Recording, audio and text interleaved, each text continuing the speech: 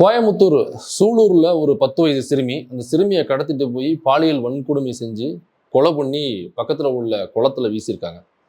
நடவடிக்கை எடுக்கல, புகார் கொடுத்த அப்படின்னு பொதுமக்கள் எல்லாம் போராட்டத்தில் இறங்கியிருக்காங்க. சாலை மறியல், போலீஸ் நிலையம் முற்றுகை அப்படின்ற அளவுக்கு போயிருக்கு. விடிய விடிய போராட்டம் பண்ணியிருக்காங்க. அதனுடைய விளைவாக போலீஸ் ஒரு நபரை மட்டும் கைது பண்ணியிருக்காங்க. ஒட்டுமொத்த தமிழ்நாட்டிலும் மிகப்பெரிய அதிர்வலை ஏற்படுத்தியிருக்கு. காரணம் என்னன்னாக்கா 10 வயது சிறுமி. இந்த 10 வயது சிறுமிக்கு நீங்க தனியா குளிக்க விட்டீங்கன்னாக்கா சோப்பு போட்டு குளிக்க தெரியாது. அவங்க அம்மா தான் குளிப்பாட்டி விடணும்.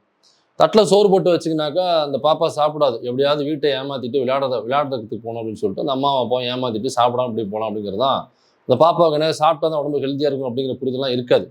அப்படியாப்பட்ட அந்த 10 வயது சிறுமி, அந்த சிறுமியை ஒருத்தவன் இந்த நிலைமைக்கு ஆளாகி இருக்கானாக்கா இவன் எவ்வளோ பெரிய சைக்கோவாக இருக்க முடியும். அப்போ இது பொதுமக்களுடைய அழுத்தத்தின் காரணமாக நடவடிக்கை எடுத்திருக்கிறாங்க. ஒட்டுமொத்த தமிழ்நாடு இதை பற்றி பேசிக்கிட்டு இருக்கு. ஒருத்தரை தவிர, முதலமைச்சர் விஜயை தவிர மற்ற எல்லாருமே இதை பற்றி பேசிக்கிட்டு இருக்காங்க.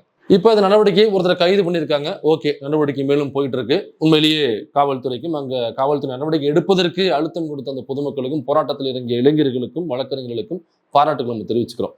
ஆனா திமுக ஆட்சியில எங்கோ ஒரு இடத்துல ஒரு சம்பவம் நடக்கும் பொழுது இதை களத்துல இறங்கி சாட்டையால் அடிச்சுக்கிட்ட அந்த அண்ணாமலை இன்னைக்கு எங்க போனார்? எனக்கு நடந்ததே கோயம்புத்தூர்ல தான்.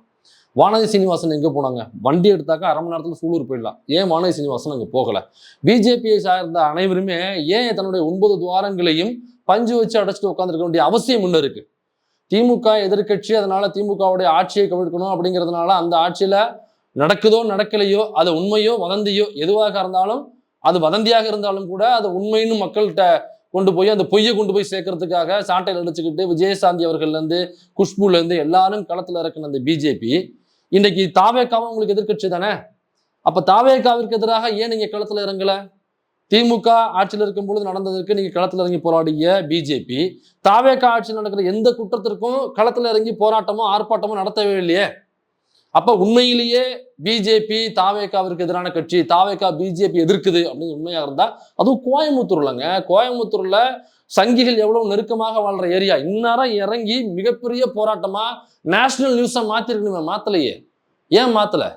யோசிச்சு பாருங்க. நேற்று கூட வீடியோ போட்டிருக்கோம் யூடியூப் வீடியோஸ்ல, டிவிகே இஸ் ஈக்குவல் டு பிஜேபின்னு, நீங்க பாருங்க.